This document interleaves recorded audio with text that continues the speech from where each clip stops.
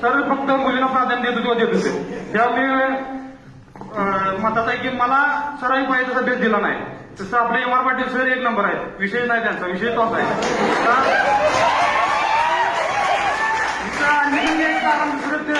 सांगायचं झालं तर एम आर पाटील सरांमुळे मी या कॉलेजवर ऍडमिशन घेतलं की आपलं नॅशनल होईल, आपल्याला परत स्पोर्ट भरती द्यायला येतील. या उद्देशाने आणि परत ऍडमिशन घ्यायचं म्हटलं.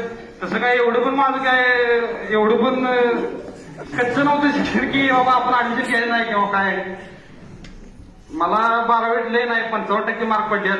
तसंच आपले शिक्षक इंग्लिश विषय शिकवतात ते चव्हाण सर, त्यांनी पण असं सांगितलं की मी 12वीत फेल झालो, म्हणजे सर फेल झाले मी नाही.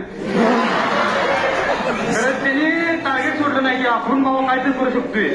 मग त्यांनी स्ट्रगल केला, त्यांनी पुढे शिकलेत, त्यांनी आज आपल्या समोर इथे शिक्षक म्हणून उभा आहे. त्यांनी पण कसं संघर्ष केल्याशिवाय काय कुठली गोष्ट होत नसते. सर असं प्रत्येक तासाला सांगत असतात की एमपीसीचे क्लासेस आहेत, युपीसीचे क्लासेस आहेत, तुम्ही जॉईन व्हा.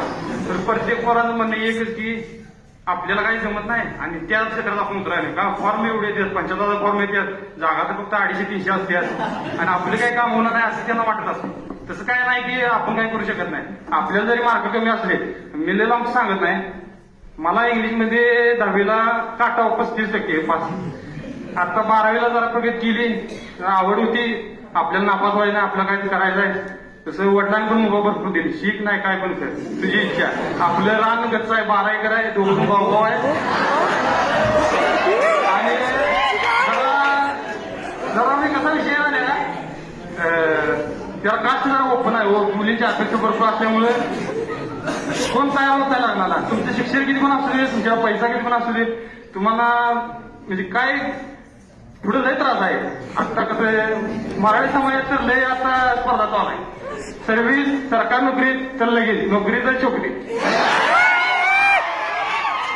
परत आणि म्हटलं तर आता सांगतो की आपण की माझे मित्र मैत्रिणी कोणी आता या वर्गात नाही. आता मी 2-3 वर्ष गॅप असल्यामुळे ऍडमिशन घेऊ शकलो नाही. परत आल्यावर जरा मैत्रिणीशी ओळख केली, मित्रांची ओळख झाली, प्राचार्य शिक्षक ही कदम सर आपलं सगळं वेगळे गुणांवर कायम असल्यामुळं. परत टकली तिला मी मेसेज केला की माझी मैत्रीण चांगली झाली.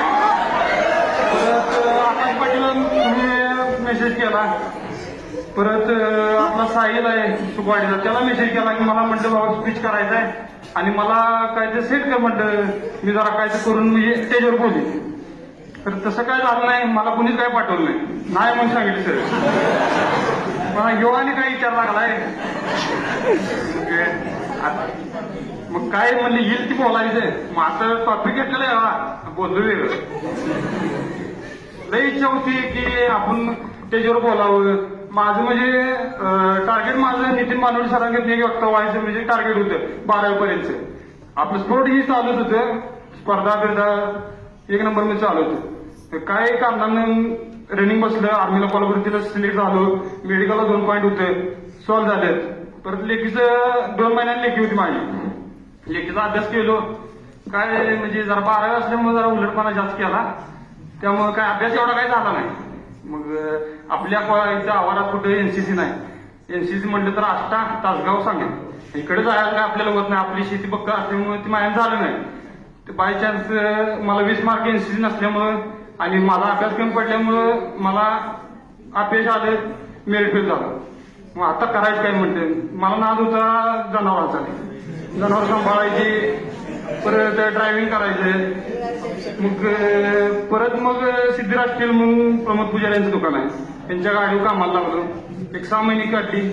त्यानंतर मला लगेच मग आपलं सोन्या पाटील आहे, पाटील लिडवाला, त्यानं म्हणला आपली गाडी आहे आणि गाडीचा रूट मारतोस का, हाय काम चांगला आहे म्हणला, 9,000 पगार घेतो, स्टार्टिंग 8,000 रुपये चालू आहे.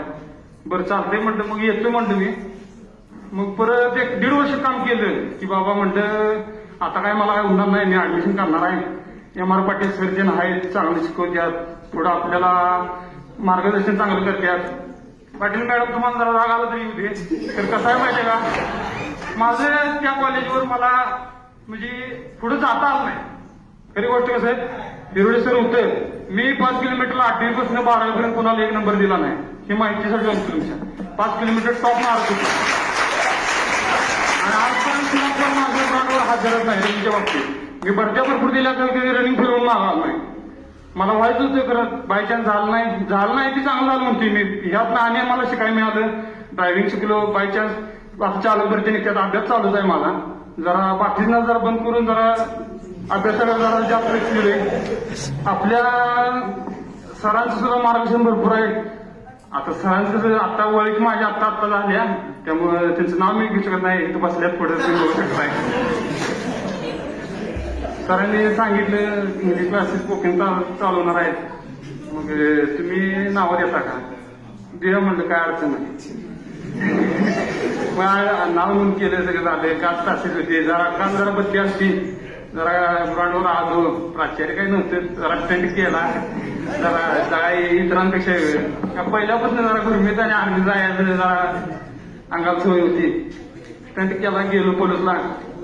मॅडमनं जरा नेत होतं, त्यामुळे मला कालचे म्हणजे लेक्चर नव्हतं, त्यामुळे मला पण काय माहित नाही काल काय झालं. मग आकाशला फोन लावला, बाबा काय झालं कॉलेजमध्ये. तर आकाश म्हटला असं झालं, तुझं 2 ह्याच्यात नाव घेतले, स्टेजवरचं तुला जायला पाहिजे. मी म्हटलं माझ्या स्पीचच नाही, मी काय करू. तर म्हटलं जा, म्हटलं काय व्हायचे होते. मग आज मी विषय वेगळा केला, शिक्षक दिनाबद्दल म्हणलं बोलायचं. आपलं डॉक्टर सर्वपल्ली राधाकृष्णन यांचा जन्म 5 सप्टेंबर रोजी झाला. हे शिक्षक आहे नाही म्हणजे विद्यार्थ्यांना मिसळत असत. म्हणजे आपलं एम आर पाटील सर असू दे किंवा इतर शिक्षक असू दे, सगळ्यांनी काय नाव घेत बसत नाही, आपल्याला काय नाव माहित नाही. सुरुवात आहे ही काय 4-5 वर्ष गेल्यामुळे कसं त्या संवादात नसल्यामुळे आपल्याला लगेच काय म्हणजे ते झालं नाही. मग परत मग ते शिक्षक विद्यार्थ्यांना रमत असेल.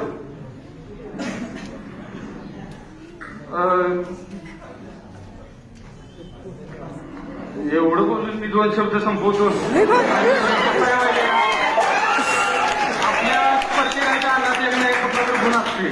माझ्यातून तसं विविध गुण आहेत, ते उजाळा मिळाला नाही त्याला, सरांच्या मुळे अजून मिळेल. आणि एवढं बोलून मी 2 शब्द संपवतो. धन्यवाद. मगाशी तकलीफ तास घेत होती इतिहासला, जरा पोरं जरा लेट वगैरे करत होती. आणि पहिल्यापासून जरा मी जरा जोड बैठक मारतोय, जेव्हा गुरमित राहायला लई सवय. जरा साहिल आपला वर्ग मित्र आहे, जोडदार आहे खास, त्यानं 1-2 शब्द बोलावं लय झालं. मानतो ज्या होतं काय काढच माई बोलणार काय हा. माईन पण आज भूमिका चांगली पाहिजे सर, आणि तुमचा आभार मानतो की मला 2 शब्द बोलायला दिले. आणि मी काय म्हणजे असं कवा बोलायचं म्हणजे इच्छा तर भरपूर होती, खरं कवा व्यासपीठ मिळालं नाही. त्या कॉलेजवर मिळालं खरं कवा काय दाडलं झालं नाही. आज दाडलं झालं म्हणून आज जरा व्यक्त झालो.